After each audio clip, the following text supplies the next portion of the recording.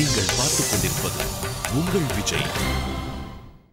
நம்ம குக்கரி ஷோல ஃபட்டாஃபட் சமையல்ல வர ஒரு டிஷ் வந்து ஆனியன் சட்னி. ரொம்ப ஈஸியாக ஃபாஸ்ட்டாக பண்ணக்கூடிய இந்த சட்னி வெறும் 5 மினிட்ஸில் பண்ணலாம்.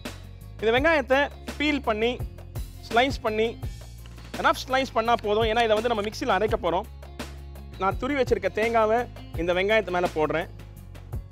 இந்த சட்னியில் என்ன ஸ்பெஷாலிட்டி பார்த்தீங்கன்னா, நான் வெல்லம் ஆட் பண்ண போகிறேன். இந்த ஸ்வீட்னஸ் தான் அந்த சட்னியில் இருக்கிற ஒரு ட்விஸ்ட். ஒரு மேங்களூரியன் டிஷ்ஷுக்கு அந்த மைல்டு ஸ்வீட்னஸ் இந்த வெல்லம் தான் கொடுக்க போகுது. கொஞ்சோண்டு வெல்லம்,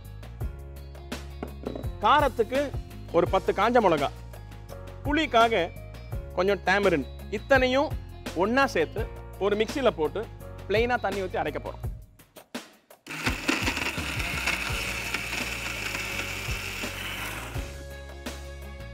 இது நல்லா ஃபைன் பேஸ்ட்டாக அரைஞ்சாச்சு.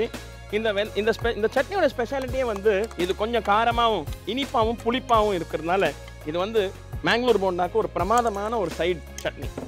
இந்த ஃபட்டாஃபட் சட்னிக்கு ஒரு ஃபட்டாஃபட் தாளிப்பு போடலாம். கொஞ்சம் ஆயில். இந்த ஆயில் சூடான பிறகு முதல்ல இந்த காஞ்ச மிளகாவை இது மாதிரி ஒரு 4ஆக கிள்ளிக்கிட்டு இந்த ஆயில் மேலே போடுறோம். சூடான ஆயிலில் போட்டோன்னே பொரியும். அது பொரிஞ்ச உடனே கடுகு எப்போவுமே காரல் வரணும்னா அதை நிதானமாக ஸ்லோ ஃப்ளேமில் வச்சு பொரிய வைக்கணும். ரொம்ப சூடு ஜாஸ்தி இருக்கிற ஆயிலில் கடுகு போட்டோன்னா ஒரு தீஞ்ச எரிஞ்சு போன ஸ்மெல் வரும். அது வராமல் இருக்கணும்னா ஆயில் கரெக்ட் டெம்பரேச்சரில் இருக்கும்போது கடுகை போட்டு அது பொரியிற வரைக்கும் பேஷண்ட்டாக பொறுமையாக பார்த்துக்கணும். கடுகு பொரிஞ்ச உடனே உளுத்தம் பருப்பு எடுத்து இந்த ஆயிலில் போட போகிறோம். உளுத்தம் பருப்பு கோல்டன் ப்ரௌன் கலர் வரணும். அந்த கோல்டன் ப்ரௌன் கலர் வந்தோடனே க்ளீன் பண்ணி வச்சுருக்கிற கருவேப்பிலையை இது மாதிரி கிள்ளி இதில் போட போகிறோம். இதுதான் ஆனியன் சட்னிக்கு நம்ம போட போகிற தாளிப்பு.